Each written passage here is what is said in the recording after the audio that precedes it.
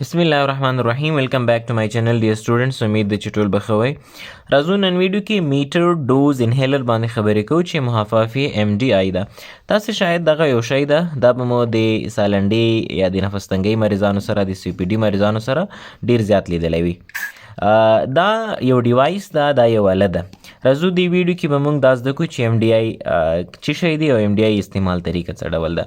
MDI it is a device containing drug in aerosolized form. دا یو ډیوایس ده، دا یو شی ده، یو آله ده چې پکې درمل موجود وي خو په ایروسول فارم کې یا سپری په ډول. نو دا یو آله ده MDI. دا MDI ده اصل کې، او دا یو آله ده چې پکې درمل دي خو د سپری په فارم کې موجود دي. Patients with COPD asthma often take their medication using MDI. اکثره د COPD او استما مریضان چې درمل اخلي د MDI نه استفاده کوي. اوس راځو دا به زده کړو چې د دې آلې د دغه MDI د استعمال طریقه څه ډول ده. مخکې له دې چې زه په استعمال طریقه باندې وغږیم اول د دې MDI برخې درته ښایم. دا که تاسې ما سره وینئ دا MDI ده. دا MDI 3 برخې لري. دا که زه ټول سره بیل کړم نو دا به داسې خلاص کړم. ګورئ ورته.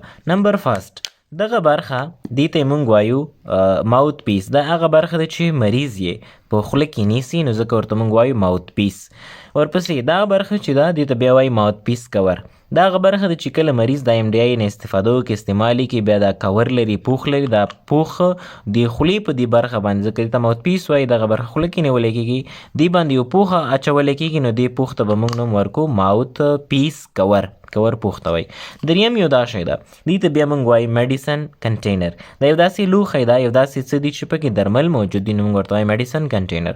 نو MDI کې 3 شیان شول. نمبر فرست ماوت پیس کور، دا پوښ دی هغه برخې ته ورچولی کېږي کوم چې خوله کې نیولی کېږي. دې برخې ته بیا موږ وایو ماوت پیس ورته وایو او دې برخې ته بیا موږ وایو میډیسن کنټینر. نو دا درې وړه چې زه داسې سره فکس کړم دا موږ سره MDI شو. دا پوښ شو، دا پوښ چې لري کې دا د خولې برخه شوله، دا خوله کې نیولی کېږي او دا یې میډیسن کنټینر دی. اوس به راشو د MDI استعمال ته. سټیپ بای سټیپ به د استعمال طریقه وښیو.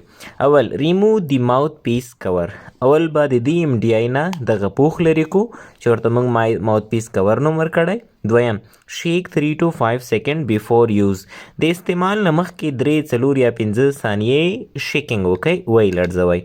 دریم سپری د MDI یو ځل سپری کوئ، یو ځل یې وګورئ. که چېرته تاسې په اول ځل دغه MDI اخیستی وي نو مخکې له دې چې استعمال یې کوئ یو ځل یې چیک کوئ چې کار کوي که نه یې کوي. څلورم سټینډ آر سیټ اپ سټریټ. ورته ودرېږئ کله چې MDI استعمالوئ یا سیده ورته کښېنئ. کله چې ودرېږئ بیا مو د خپل سر ته بیک په طرف یا شا په طرف لږ کوږوالی ورکئ. ورپسې ډو ایکسهیلیشن. سږي مو له هوا نه تش کئ. حتما سږو کې هوا موجوده وي نو تاسې تنفس وباسئ، سږي مو تش کئ، ایکسهیلیشن وکئ. ورپسې کیپ ماوت پیس ان ماوت. دا ماوت پیس د خولې برخه ده، دا به خوله کې ونیسئ. څنګه به یې نیسئ؟ دا به راواخلئ د پورتنۍ زامې او د لاندنۍ زامې غاښونو په منځ کې به یې کېږدئ، شونډې به پرې راتاو کئ. خو داسې نه چې غاښونو ته زور ورکړئ ماوت پیس مات کئ. داسې نه، صرف د غاښونو منځ کې به یې ونیسئ، ګیر چاپېره به ورنه لپس راتاو کئ، شونډې راتاو کئ. ورپسې به پریس دی کینسټر. دې نه وروسته به دغه باندې فشار راوړئ، پریس به یې کوئ. چې کله هم پریس کړلو دبا هم په راوړنو نو حتما به درمل راوځي. ورپسې انهیل سلولی اینډ ډیپلی. کله چې د کینسټر باندې فشار راوړو درمل ورنه راووتل، تاسې به تنفس شروع کړئ خورو او ژور تر څو درمل هوایي لارو په طرف باندې سږو طرف باندې لاړ شي. ورپسې هولډ یور بریث فار 10 سیکنډ. دا MDI به بیا له خولې نه لرې کړئ، دا آله به له خولې نه لرې کړئ او تر 10 ثانیو پورې به تنفس ودروئ. تنفس به نه اخلئ، ساه به نه اخلئ تر څو درمل هوایي لارو کې پاتې شي، خپل اکشنز وکړي، خپل تاثیر څرګند کړي. خو مهمه خبره دا ده آفټر یوزینګ سټیروید انهیلر. کله چې تاسې داسې انهیلر نه استفاده وکړئ چې کې سټیروید درمل وي لکه فلوټیکسان، بیکلومیتاسان وغیره، بیا د هغې د استعمال نه وروسته به یعنې د سټیروید انهیلر د استعمال نه وروسته به رینس یور ماوت ویډ واټر.